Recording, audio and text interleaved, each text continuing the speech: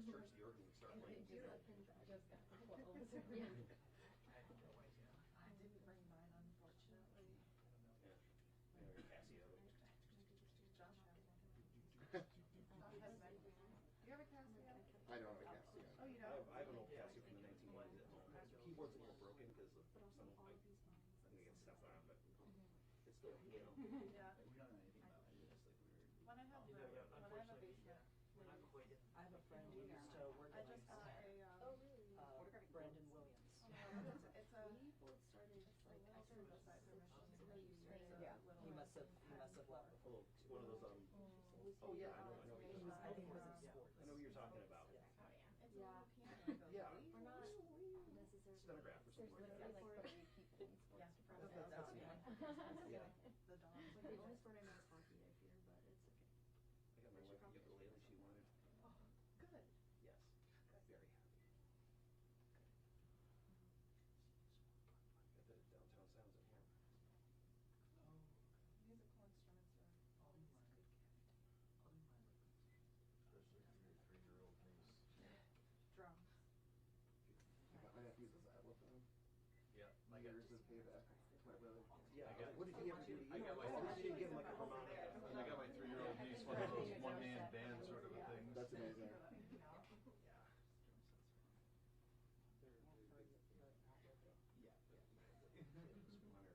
I'm so sorry. Do you mind if I just leave for here to get over there?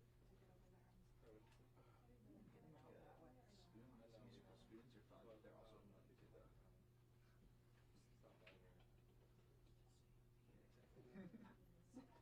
Where'd you get that shirt? From the I'm on my way, but I Is it a shirt? Thank you. It's a good shirt. Hold on. I appreciate it. It doesn't look quite the lineage. This is like, Boscov's or something. LinkedIn polls.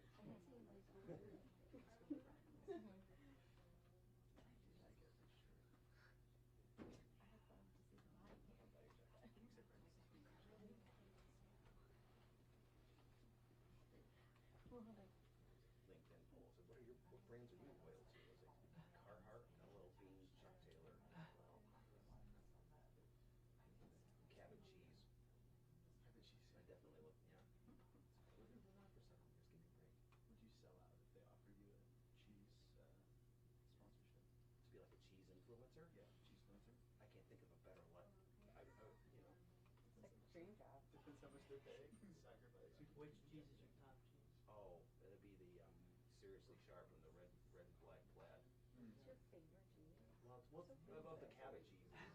I mean, the ones at Guido's I can't afford. I could name you like 10 or 12 of those, but. I can afford them because my fiance works there. Oh, excellent. My nephew, my to-be nephew works there too. Really? Zach Gillespie. Oh, okay. Yeah. Everybody works. It's a great place to go. Wait, it's great. Rob works there? I worked there like 20 years ago. He works in the meat department, even though we're like kind of vegetarian. Yeah. So you gotta go where the money is. Yeah. Julia. I just want to let you know the press conference will be beginning in about 6 minutes. Thank Thanks, you. Julia.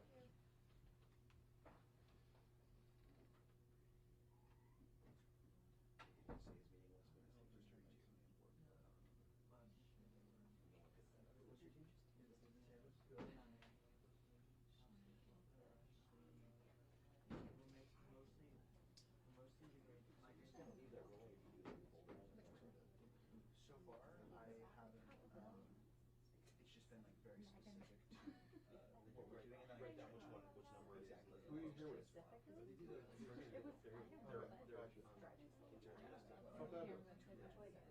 You got the old Morants, huh? Is that you? That's you? That's me. I gotta get you a Zoom, dog. I don't want one. You like the Morants? The next generation Marantz is a piece of crap. That's the old school one that still works great. Alright, I still have, I think, one of those sitting in my office. It's a classic. Yeah, that one works. The next version we got, and they were awful. So we had to go to the Zoom once. But the H6 has been a dream. I like that one? I Yeah, love it's good it. to know. It's so easy. It's so wonderful. I don't know. I've been a Zoom guy for a while, but this one is like, I love it. That one still has great sound after 10 years, and it's easy to use. It's a little bulky, but I'm going to keep right into the ground. The hard hardware is amazing. It's the Yeah. design that gets me with the Marantz. Yeah. Like A little funky. a little clunky, but That's what they had in 2015 when they gave me that. amazing. That'll hurt him. Receiver that's like correlated based on the guy. Yeah, they built them to last. Yeah. You know? I wish I still had that one. The only thing with that one is it sucks up batteries. Yeah. Where's your office now down here? 60 feet. That's weird. I'm on the same line. Yeah, so pretty close. How did you UMass campus again, or where are you guys in? We're in Springfield. Oh, where do you Downtown. We're in the old Channel 57 building. Oh, there it is. Yeah. When we merged, they threw us both in there, although I tend to work from home a lot. So. Okay. It's pretty cool. Yep, exactly. But we have all the technology. I mean, I have a conference in my office. If I Oh, get that's all this amazing. one day, I can dial in. That's the dream. Yeah, I would love that. I know Yeah, you had a long ride if you were ever on the air. it's like an hour, but I live like also in Hinsdale, so I would love to set up WANC West. Right. Yes. I'm surprised they never did that. I mean, for like interviews and stuff. It's not off the table. I know that we have all that gear down at Harrington from the Allen era. Just kind of plugging it up. For now, so I don't know. Eras tour. I mean, it doesn't take much. I mean, I put up a little bit of the egg crate stuff in the room I work in. Yeah, I You know, definitely. make sure the dog stays away. They gave me a nice mic and it works. And it was a COVID relic. The times I gotta fill in the morning edition, saves Oh, me an man. hour and change. Dude, yeah, I gotta give it 3 for that. Oh yeah. Like, Same here. Yeah. If there's a problem, I do have to go to the office. Like it breaks down there. oh yeah. 3:10 wake up call. Brutal. Because that would have been, that was on Monday, right? But our office is right downtown Springfield. I live in West Springfield. So it's not that big. Still covers Weird thing I'm something. thinking of right now, because I'm trying to get some guys around my role is I just waited for it to start. Yeah, but a lot of changes. The Ian era, after quite a long time is over. You know, I'd say there's been a lot of stuff. I'm pretty stoked about the direction. I think that there's a vision for like a new news station in the city that's moving in a good direction. Yeah, I think we got a little hyper granular for a while. I was going back over how many stories I filed in the last 8 years, and it's like 4,500 maybe. It's like genuinely like psychotic. So I think that era is probably for the best coming to an end. So yeah, I don't know. Just follow your one.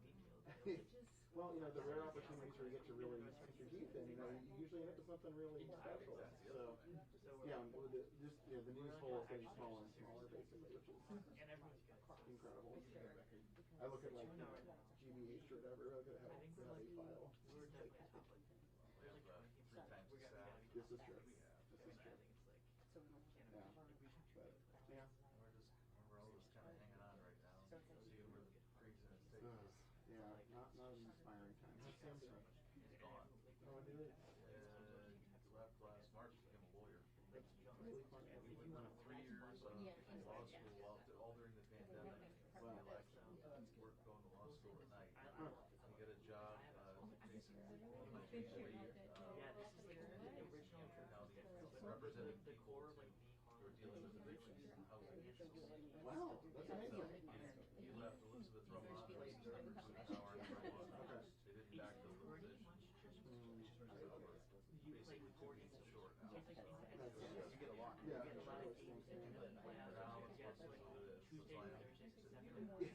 That's why I'm Yeah, we have managing member and school director, and then we have one person, so she's out as well as one of us. oh my god. So it's doing a lot more independently. Dude, me too. It's funny how you just kind of out the end of the major and I'm helping out the. The 35-year-old public reporter when I started, 35-year-old person veteran. I couldn't do it. Everybody else is I doing think stuff. I went for the So, I can do that. it's crazy. Everything has that. Well, I only got to go 2 winter studies because you could come back to California. Well, there is. Like when I was here, I didn't stay there. Like there's some families that don't do that. That's just not. I try to keep them back in my day to like 1 week. I got to do it. So pretty much, not pretty much, very cheap. Well, I was talking to one of the new managers over the weekend. I was like, no, I've seen this. What was that? And that's like the same friends right here. We would just go out to have a It sounded weird. snowboard and spend a few hours there. And it's My nice college second second year year, because our experience starts with the numbers 1 and 9, so do what we want and go down to the rest of the stuff. I went to a freshman year like 2 years ago. I was like totally novice. I like had skied like once or twice years ago, and then went with all my friends down like the mountain, and my friends were all like really good. And I just wish I was on that. Yeah. Fly. I started skiing in Did you do any of that? I never did down skiing just because I skateboard, so I know it's similar, and I figured But I think the skiing is scary. I get going so fast and you like fall off. Like it's, I would like getting the skis back on is hard. Like it's like it's so thing. So I did like I remember like third day, we got stuff right at the top of the mountain. There's like if you look to the right, it's called white top, it's black. And I like my friends are gonna do it. And I was like, alright, I got it. And I remember trying. You get to the bottom. You're when you're supposed to like take wide turns if you're ever going to like reduce the speed going down. And if you start going straight down, or take like less, you start picking the speed, and then it's almost a circle here. And it's totally racy out the mountain. It's just like really fast. And I basically like started. I guess that's an indication of how the university has changed. You guys do straight down. Are you mad? I think you Put it on a price because board. one of Yeah, the lessons true. I said was like, You can't have a. I get to the bottom, you If start you're to slow down. down to Kansas, yes, that's going to get around the cash pretty quickly. Yeah. If you're $35 a median, It's straight, like you can't not go left. Like it like cuts off, like a tear cut off. Go. I was.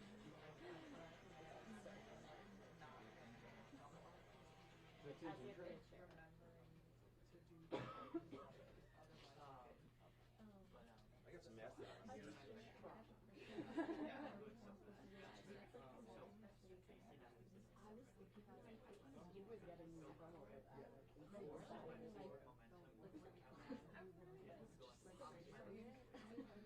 Just like goes flying in the air and sends my body flying the other direction. Airborne. Ran on the like in the and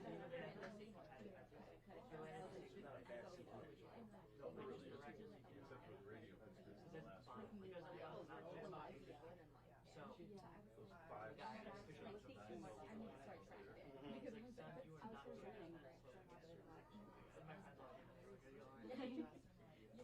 Here's the back in my head. Not quite as exciting. I went through on that campus. I fell on the mountain. I didn't like fly off the mountain. I fell and I just landed. And I was like, that's it. No, of course, like I only do right like one at a time. And They're then playing basketball.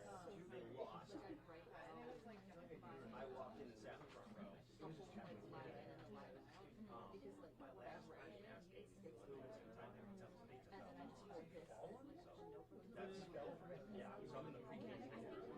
he was a very Like right he was in before. like a run in the woods, like one of the wood rats. Go back to a point where like 2 straight D's. Wow. So I don't know that's the one thing was I'm like trying to it's a total bounce. Like obviously no one wanted to go. It was crammed. Why would I want to go to Yeah, that? I don't want to get hurt. Stifling. So basically I only like It was and now this year like we have this. probably I'll unsafe. go next year. There's like nothing protecting the players. But you can just go like one time. It was a disaster. In other words, it was If I wanted to ski, like cross country, Oh yeah. just thinking about the roaring down. I did that Ron connected with Will. that's one place they'll take me. And then they're also taking me to like, there's like a farm that lets one go, and that's, I like to ski spunk. I like to work out. Yeah, my brother and I had season tickets for a while for basketball during the Jazz era. He's like, and we're doing cross country this, and then it was like similarly, like you're going, we find you down. You played Division I basketball. And he went to Villanova. Yeah. I still remember like, They got folks now. I'm like, oh, that's just so fun. I'm sure I'm sure the press conference will begin in no time. 2 hours later. Sure, it's close. Sure, we'll break through months. Wait, that was that. No, or that was. And they have Yeah. Like I remember, and you can do this in practice. Yeah. More and more. I always say this for secret authentication, which is why I don't remember where else they I just hope we'll be able to like speak they're always to the DA because one-on-one. That'd be good to do. one of the places it's great. Like in the winter, if it snows, they'll go to the mountains that morning. And so like I've gone to the station too. So like it's like an hour. I like would go sometimes. Like I went to a weekends and I would come and meet her after like they did their homework.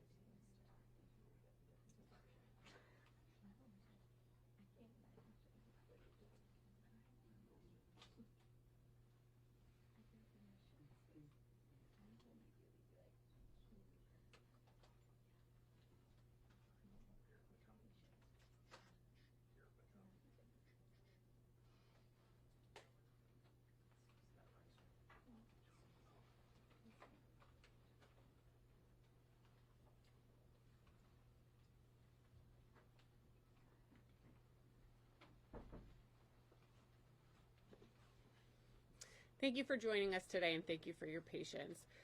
Today we're here to speak about the officer-involved shooting that occurred in Hinsdale on Wednesday. I just want to reiterate before the Berkshire District Attorney speaks that we are extremely early in this investigation. While we are trying to provide as much information as possible, it's extremely difficult to answer questions beyond what is being shared today due to where we are. We're only a couple days out at this point. Thank you. Thanks, Julia.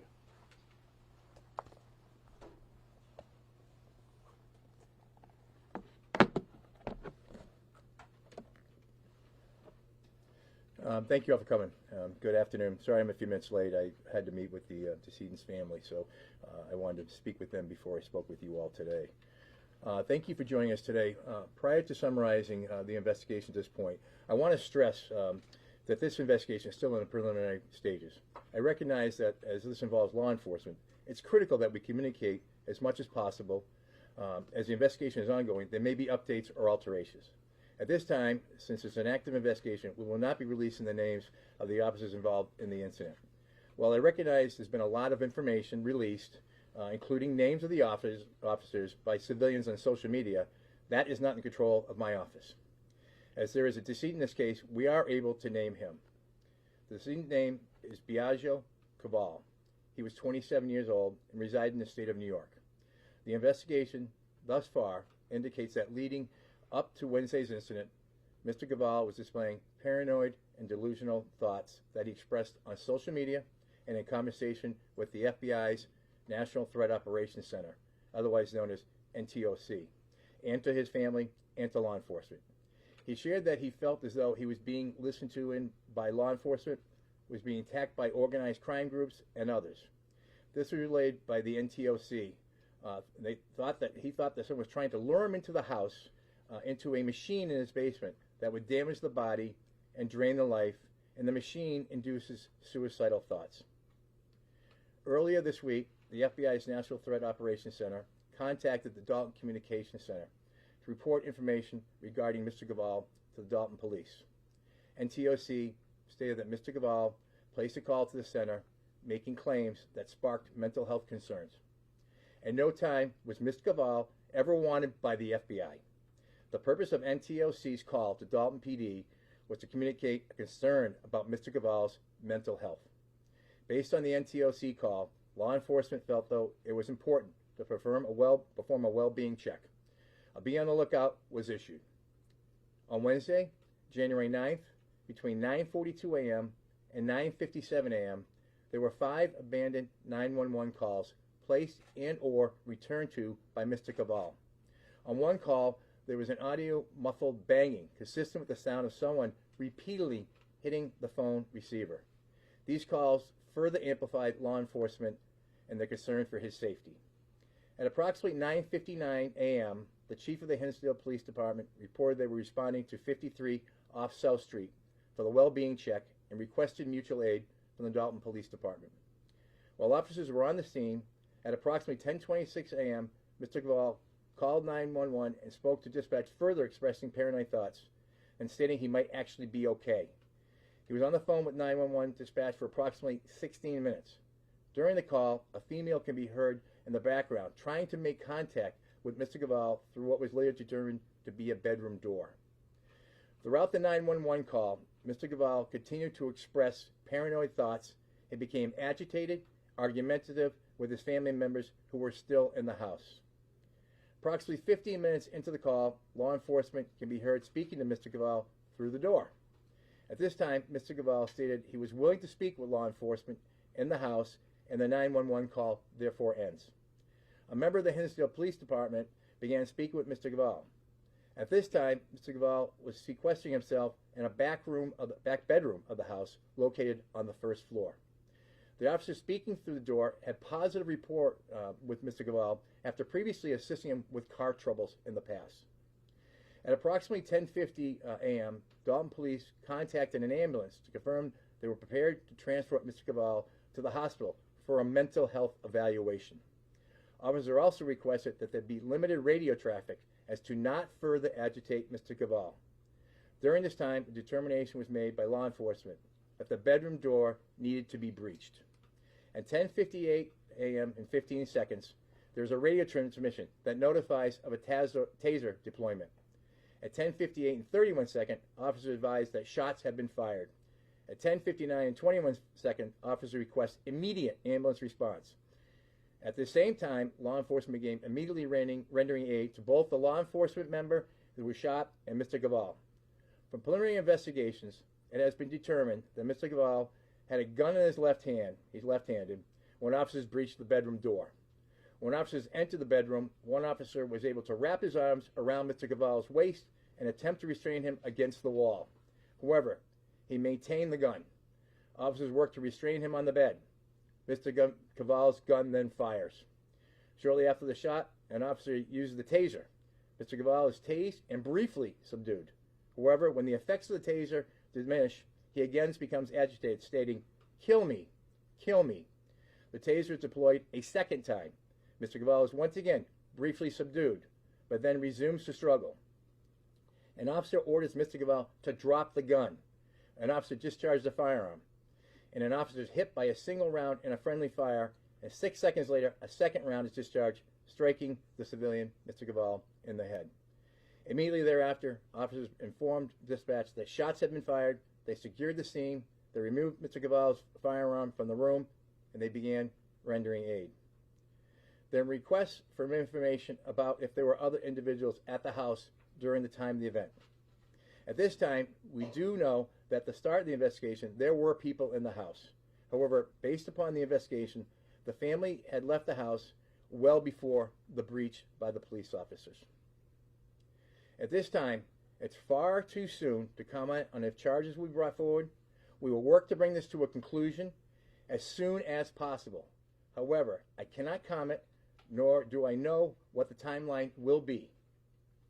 So at this point, I want to thank you for being here, and that's the information that I have. But I will open up to any questions that I possibly could answer. I'm going to start right here, Josh. So, given that it seems like there's a lot of telegraphing about mental health issues with this person, I think I'm interested in why there weren't any mental health professionals dispatched to this situation. It's a question I want to know. So we're going to find that out. We're not full of the investigations. Not everybody's been interviewed, but I have that same question. So there's questions that we want answered. And again, I'm 48 hours into this, so I don't have enough information at this stage. But we're going to look into that. And then just to follow up on that, procedurally speaking, from a law enforcement perspective, it seems like the crucial moment in this is that decision to breach the door. Can you sort of shed some light onto that from like a law enforcement perspective? What led up to that decision being right? I don't know that yet because I haven't spoken to the police officers and we haven't taken statements from them. One police officer was in surgery as of yesterday afternoon. So again, a lot of these questions that I want to answer for you, I cannot at this stage, only because I don't have that information. But I have the same questions, and we're gonna make sure those questions get answered. We just need time to do that. Sure, Dan. Yeah, hi Tim. Is training for police officers mandatory in Massachusetts, and what training, if any, did the Hinsdale police have to deal with mental health crises? Again, I don't know a lot of that. I do know the chief in Hinsdale was a former police officer in Connecticut. He's had a lot of experience. He's got a background. Obviously, all these officers had to go through an academy, and that's part of the training these days. Whether there was recent training or not, it's a very small department, 6 officers and a chief. I don't know. We'll find out how much was done on that, but clearly this is going to be looked at, and policies will be looked at, and the idea of the mental health aspect will be looked at. This was a terrible tragedy, and it's just everybody was put in a very bad situation, and it was volatile, and it happened quickly. So we learned from everything that happens, and we'll continue to review that. Again, I've only had to go through this tape, and the shooting takes about 46 seconds. I can tell you, my first assistant and the state police have been through that at 3 hours at a time, going through a 40-second clip, just going frame by frame by frame. We still, I'm only here today because there's a lot of rumors going out in the community. I wanted to straighten that out. I didn't want people saying he was wanted by the FBI. He's not wanted by the FBI. There was just misinformation, so I really wanted to get that information out there. I'm sorry I can't give you more information than that, but I really wanted it clear of what we know at this stage. But again, this may change once I haven't seen the ballistics, I haven't seen the autopsy report. There's a lot of stuff I don't have yet. But I just felt the public deserved to know as quickly as possible what transpired, especially in light of what's happening nationally. So I just thought it was important. If I hear you correctly, there seems to be body camera video. Yes, there is. Will that be released at any point? I don't know about that yet. This is a horrific scene, and there is a deceased person. And it's a very sad situation. It's a mental health situation. As you know, I'm calling him Mr. Gabal. I'm not calling him a suspect or anything like that. It's a very sad situation. So I'm cognizant of that. We just have a lot more work to do. Sure, right here. Well, we'll focus on the gun. A series of questions about the gun. First of all, did officers know that he was armed when they breached the door? Second of all, at what point? I'm also interested in whether, why they attempted to subdue him while he was still holding the gun, and also wondering what kind of firearm it was and whether he was registered to have it. Okay, good questions. Let me answer first off that. He had a license to carry for a long period of time. So I don't know when it was issued. I don't know if people are aware that it should have been revoked because he had a mental health breakdown a couple days beforehand. So I'm unaware of that at this stage. But I can tell you that the officers knew that he had a license to carry, but my understanding is that the officers were informed that he did not have a weapon on him that day. But again, we still haven't vetted all the information out. So at this stage, the belief they had was he did not have a weapon, but that he did have a license to carry. And when they went in there, he's left-handed. It's a left hand. They didn't see the firearm at first. I see it, and we've still photoed it, showing the black handgun in his left hand. Again, he is left-handed. It's in his hand. So they didn't know that at that point in time. I'm not sure when they became aware of it, again, because we haven't spoken with them yet. But they're on top of him underneath there, and that's when the firearm shoots, and it hits the officer, mobilizes him, goes through his hand, and goes through, that bullet goes through and hits the chief in the chest. And it lodges in his vest, which we have that projectile. What size room are we talking about? A small room. Okay. And I have to ask the question: who was the officer who fired the shot? I'm not giving you that information yet. Not until I get the ballistics report back, so I can confirm and actually know. There's a lot more information that I need to get, so I'm not comfortable releasing that until I have all the facts. So I don't think it's fair to anybody until I know when I look at the corroboration to see. I've seen the videotape. I have my suspicions, but I want to make sure that the ballistics report match that. Again, I normally wouldn't do this. We don't have ballistic reports yet. I haven't even seen the medical records yet. I haven't seen the autopsy report yet. There's so much thing to go. I'm here solely because I was concerned about the social media aspect of this, and I was also concerned about the national, what's happening nationally across our country with ICE. And so that concerned me, that I wanted to make sure that we address this because it is a law enforcement situation. So you were head a long time ago. Yeah. So go ahead. Considering he was paranoid that the police were after him, was there a discussion had about how visible police presence might escalate paranoia in this specific case? Yeah, there was. I know that there was talk about. First off, he was also going. He was concerned with his family. He thought they were doing it. So that's disconcerting because there were people in the house, and I want to make sure they want to make sure. I'm sure that the family wasn't at risk as well. It wasn't a lot of. Most of the cars were parked down the street, so it wasn't as visible as you might think it was. It's a very desolate street, as you know by now. There's not a lot of houses on it. They were down there, and the police officer that first spoke with him was someone that he had a positive interaction with, and it seemed to calm him down. So it seemed like it was working. And then again, I don't know when the decision was made to breach, but at that point, the decision was made to breach, and that's I told you everything else that I know at this point, right here. First a clarification and then a question. You mentioned a 40-second video. That 40 seconds starts at what point in the action and goes to when? Well, the video is long because they got on the scene for a while. So we've got the entire transaction. I think it's 46 seconds is the total amount of time that the breach happens and the final shot that goes off and he's beginning rendering aid. I think you're referring to the radio transmission that the district attorney went through that timeline. He wasn't referring to the video transmission. Oh, right. Okay. Yeah, the video's long, but the incident itself was less than a minute. Gotcha. And so I was wondering, from what you can tell from the video, what was it that the officer was responding to, or like what informed the officer's decision to start shooting at the men? I don't have the answer why he started shooting. I haven't interviewed him. I don't think the police have interviewed him yet. So I can't answer that. What was in his mind? I know a shot was fired. An officer was hit. The other officer believed that he was hit in the chest. You get hit by a bullet. He's breathing hard. He goes, I'm hit in the chest. And the other officer says, he's shot. He's gone right through his hand. Mm-hmm. And then at that point in time, there's two tasers. Doesn't go down. It's all happening fast. Yep. And then the first shot, and then the second shot. And the second shot was 6 seconds after the first shot. That's what I know. Okay, so there was a period of time where a taser was used between the suspect's gun going off and then the actual officer shooting. Yeah, that officer's taser was discharged twice, so it had run out. So it was done. That officer actually, at that point in time, I think was ready to take her revolver out, or her firearm out as well, because the taser was gone. Taser was done. Sure. You asked. I saw a long time ago. Since there was a struggle happening at the time,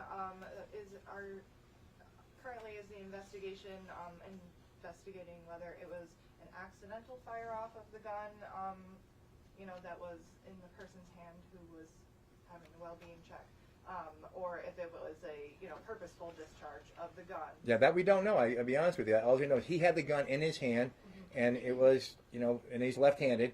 And the gun was shot. So that's the only information I have at this stage. So we've got more work to do. But yeah, I'm going to let you follow up. So just circling back to yes. the co-responder. So or not a co-responder or a mental health professional, as you understand right now, there wasn't a mental health professional or co-responder on the scene. That's my understanding. Okay. Again, we haven't interviewed everybody, but that's my understanding. And I know that that they were bringing the ambulance there to take him to. I don't think they thought there was a gun. I think they thought they were going to subdue him, put him in the ambulance, bring him to the hospital, and get him treated at the hospital. So I don't know why the decision was made. I don't have those answers for you, and I don't want to speculate. I'm only telling you the facts that I know as I've seen them in the last 48 hours. And I can tell you, these people have been working around the clock. You're talking 2, 3 in the morning and back at work at 6 a.m. So we're getting as much information out to you as quickly as we possibly can.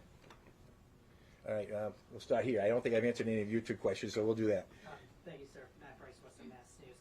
First off, looking at the release that was sent out yesterday, that there was a NTOC alert about this individual on Tuesday. Yes. My first question is, was this person known to police in the weeks prior to this incident, or was this the first time? My understanding is they weren't. I'm not sure of that yet. Again, we haven't spoken to the officers yet, so once I get that information, I'll know a little bit better. But my understanding was it became known to them then. I don't know if it was known to them beforehand.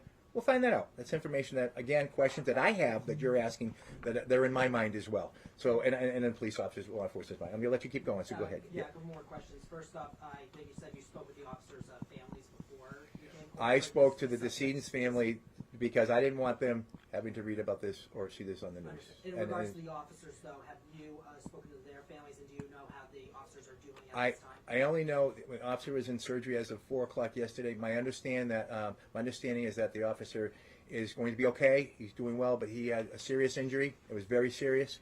I believe he's going to be discharged from the hospital soon, but not yet. So again, that restricts us from having the availability to speaking to that particular officer.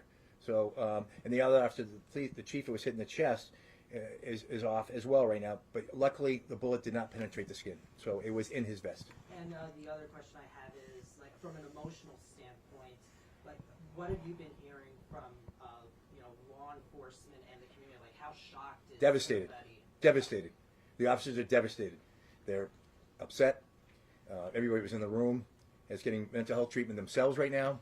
There's a very volatile, difficult situation. Everybody feels horrible. This is a terrible tragedy, and it affects them gravely. Our police officers go out every single day, and the trauma that they have to experience and deal with is difficult. And so right now, of course, they're devastated, and there's just it's an awful situation. So, yeah. And one more follow-up Sure. to that. In response to that, because I spoke with some people from the community, Hinsdale and Dalton, and they say they're shocked, saying that this is rare that something like this happens. How rare is it overall in Berkshire County for something like this to happen, an officer-involved shooting, especially if it's a shooting that sadly ends up deadly? Well, unfortunately, I had one 2 years ago in Hancock, but no, it's not common. It's not common at all.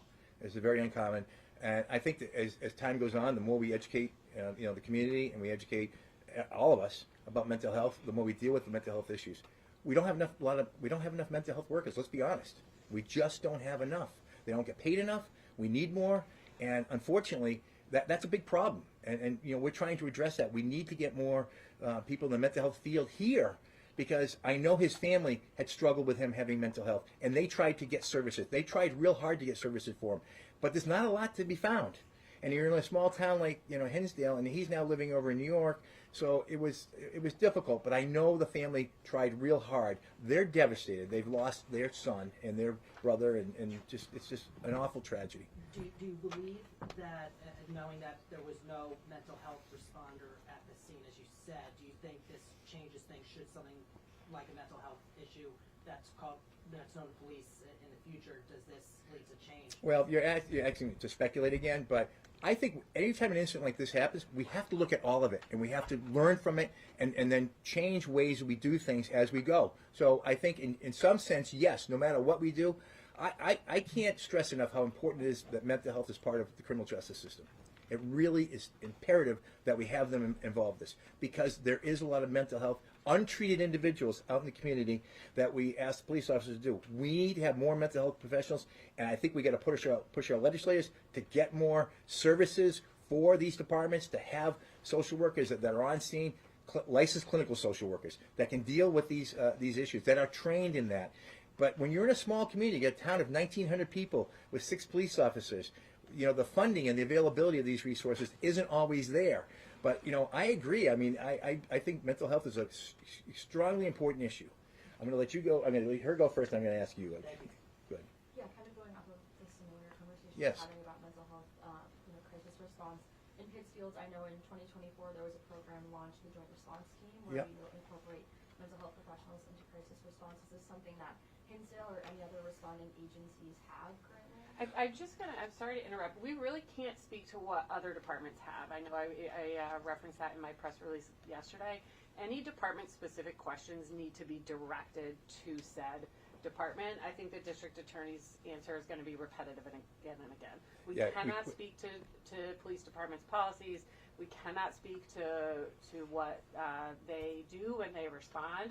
And I encourage you to reach out to those law enforcement agencies. Yeah, that's really not our purview. We hope that people will have that, and they do that. But again, I'm here to judge what I observed and what happened, and to try to give you guys as much information as I possibly can. You were waiting, and then Dan, I'll go to you next. Okay? Regarding the original call to the MTOC, is that a center that the decedent had a history of calling? Is there any reason that's known of? I don't know that yet. I don't know that yet. I know that call was made, and then they were concerned enough, the FBI was, to contact the local authorities to tell them there was, and again, a person was in mental health crisis. That's why they provide. No history of them being in communication communication with him? Was there? Don't know that yet. I only know what we found out about Tuesday. So we will look back to see if there's any other, whether communication weeks before or any time before that. My guess is that this was so volatile that's why they called Dalton on that particular day. They had felt it had raised to that level. I don't know the past history. I'm sorry, but I just don't know. Yeah, I just guess I'm wondering. It's sort of not something you hear often that they've been called. Right. Somebody. I think it's the first time I've ever heard that. So it's yeah, me too. And so and I applaud them for at least letting us know and for doing it and having that type of line that's open. So it was good that information came to us. It's just unfortunate that it wasn't in a way that we could avoid the situation. So Dan, I said you next. Yeah, can you identify the community in New York State where he was living and what he might have been doing with his life? I don't really have unsure as to at this point as to that community and where he was in his life. I only had a short conversation, about an hour with the family. I haven't had enough time to figure out what he was doing in his life and that. Again, we're following up with mother. The decedent's mother was interviewed last night. I haven't read the reports on that yet, so I don't really know enough yet. We're going to find out. We're going to look at everything's going to be looked at. We'll look at deep dive. As far as you know, he was living on his own somewhere in New York. We cannot speak to again, any of his yeah, I don't. Dan, I'd be speculating and guessing. I don't really know at all. I mean I'm going to go right back around. And I'll come back to you, Josh and Ann. Does Mr. Kubel have a criminal record? And also, did the family express direct fear to law enforcement that they feared they were in danger, or was the concern solely on Mr. Kubel? I think the concern was on Mr. Kubel. Again, I don't want to speak for them, and I don't want to talk about his past history. I can tell you that he has no criminal convictions on his record as we speak right now. So I don't want to get into that background, but he did not appear to have anything that would be disconcerting to anybody. So, go ahead. From what you could tell from the video, did the officers ever manage to get the gun away from him? I know you said that they didn't see it initially, but I was wondering if at any point they managed to get it away. After the second shot, yes. When he was immobilized, at that point in time, he stopped fighting then. He was still alive, but he stopped fighting. And so they were able to retrieve the firearm at that point. And we have the firearm. Josh, you were... So just a basic, it's Biagio Savale, B-I-A-G-I-O-C-I-V-A-L-E, that Biagio Savale?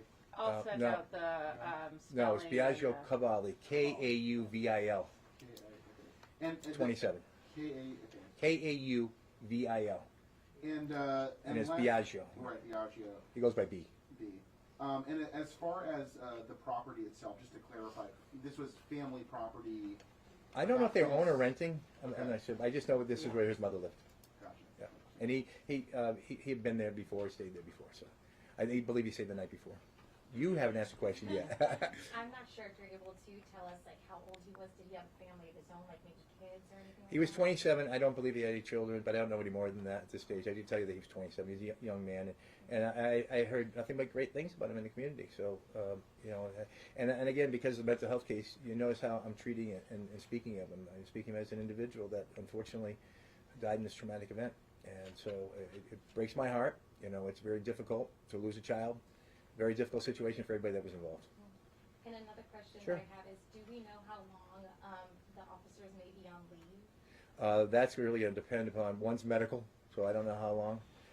Others are just, I don't know if people can come back from this, I'll be honest with you. I don't know what their plans are, but I'm just saying, as a human, I can understand what they're going through, and they've gone through a lot of trauma.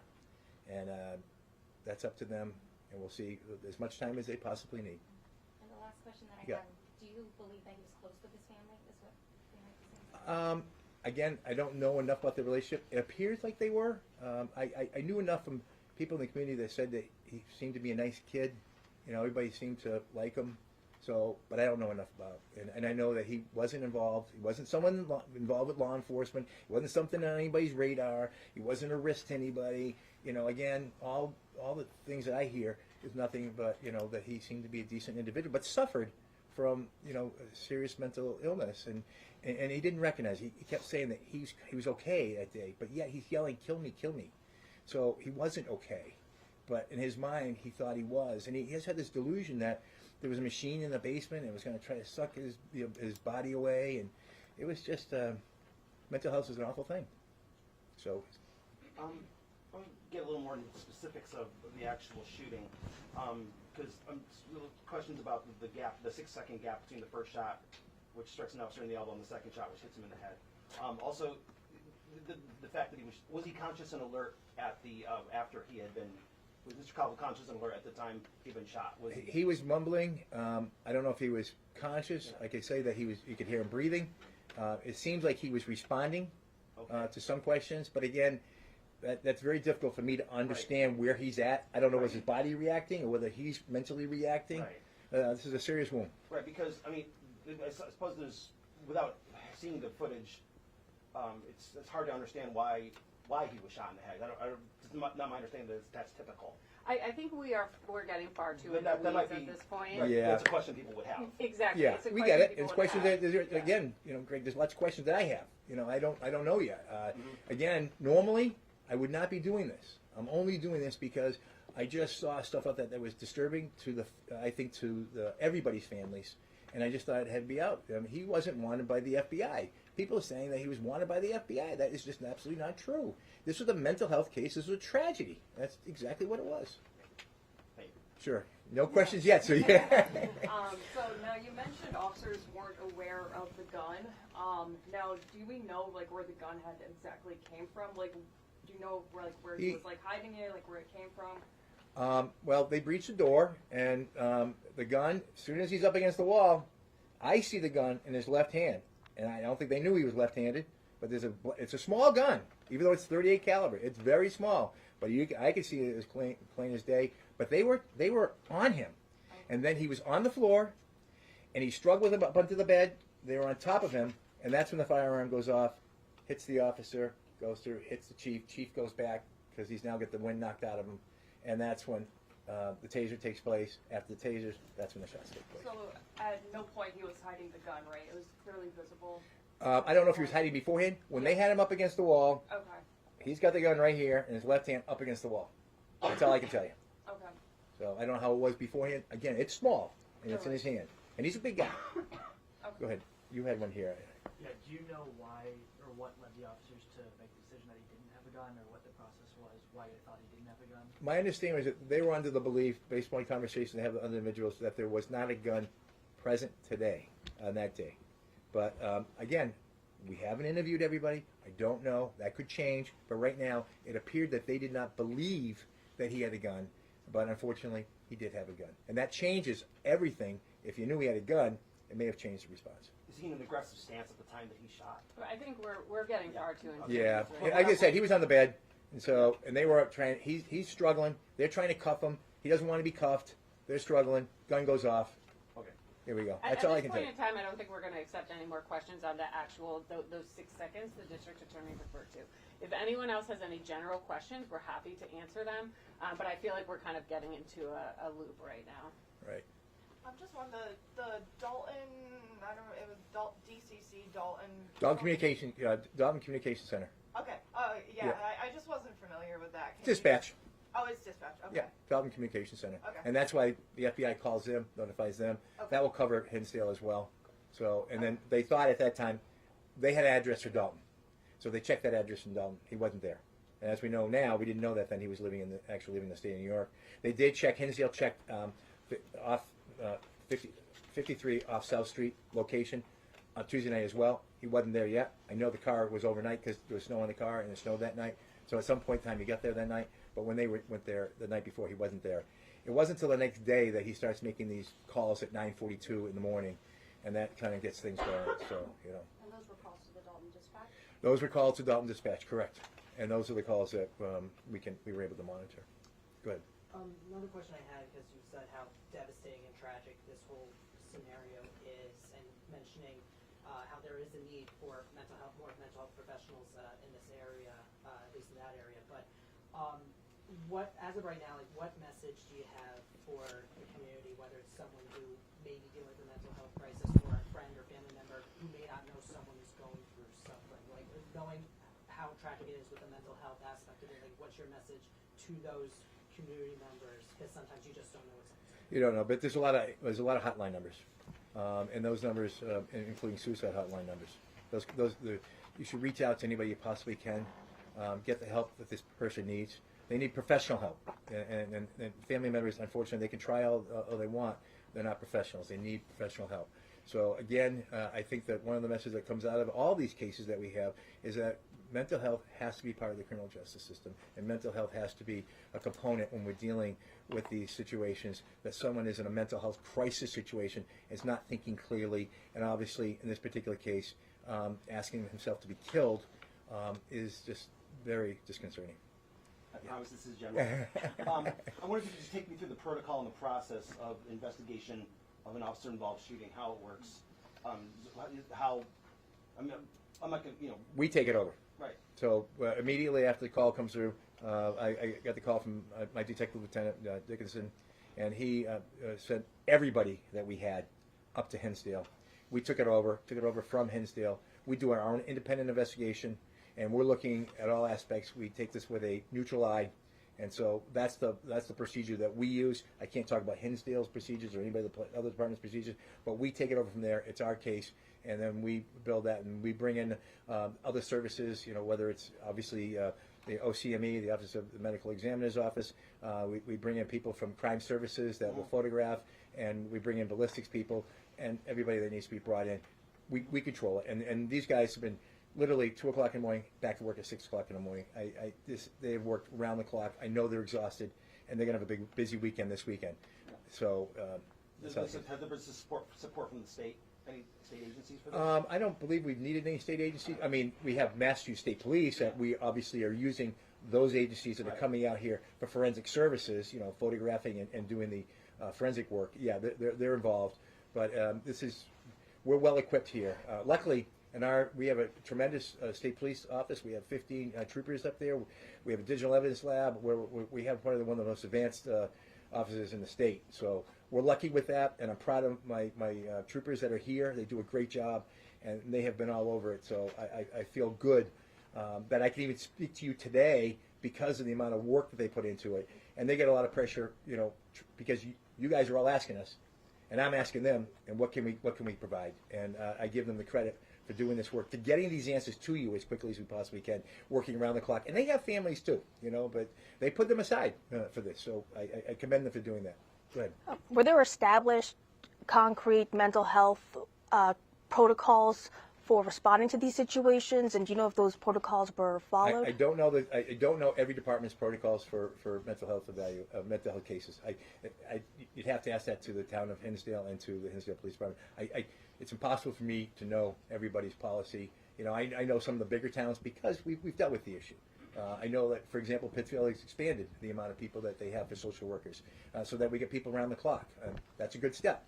But again, it's money, and we've got to put resources into this. It's a very important issue, and the more we talk about it, I hope one thing that comes out of this, we can talk more about legislative work that needs to be done, and we can talk about resources that need to be given to mandate that we have mental health professionals working with the police officers and working with individuals that are on the street that haven't been able to get the services that they need. And this is unfortunate here. I know, speaking to the family thing, they tried to get services for him. Unfortunately, there's not a lot available, and there's not a lot available in the Berkshires. Yes. Is it possible that some of the officers involved in this might face discipline, and if so, what would the process be? That's a question I'm not even near ready to answer any questions like that, because, again, I don't have all the information yet. This was solely meant to put the community at ease, to know what happened. And that's all I can tell you right now. I am not near done the job I have to do. There's a lot more work we're going to do. We're going to look into everything. Any other questions? Great, because that's a lot. Go ahead. Who is the current acting chief right now? It is Bruce Culvert, who is the Cullett, Cullett, from the town of Peru. He's the Peru police chief. He's taking administrative responsibilities, and there is another officer in the Hinsdale department that has sort of taken the reins as the local higher leader. But we lost, obviously, a sergeant is off and the chief is off. So, and it's a small department. So, and also Dalton is working with them, and the Cheshire Barracks, the state police, are also taking care of it. So, safety is not an issue because we have backfilled that with both Peru, Dalton, and the Cheshire Barracks and the state police. Regarding the officers that are now off, is there another officer who was the one involved in the shooting that is also on administrative leave? That's really Hinsdale specific. Yeah, again, we'll refer you back to Hinsdale. Yeah, I can't. I don't make those calls. It's up for the town to make those calls. So I don't think he's working, but I don't know those answers because I don't have. It's not my purview. Anything else? We good? Thank you. All right. Thank you. Can you spell that interim police chief name one more time, please? It's Cullett. That's my understanding. C-U-L. Yeah. You can Yeah. look it up online. It's Yeah. the town approved. police Town chief. approved police chief. Thank you. Yeah, but I believe it's Cullett. Okay. Okay, but I'm not. Again, I would check it. All right. Thank you all. Thank you. Thank you. Thank you. Yeah. Yes. You know more than I do. You're like a man of your word.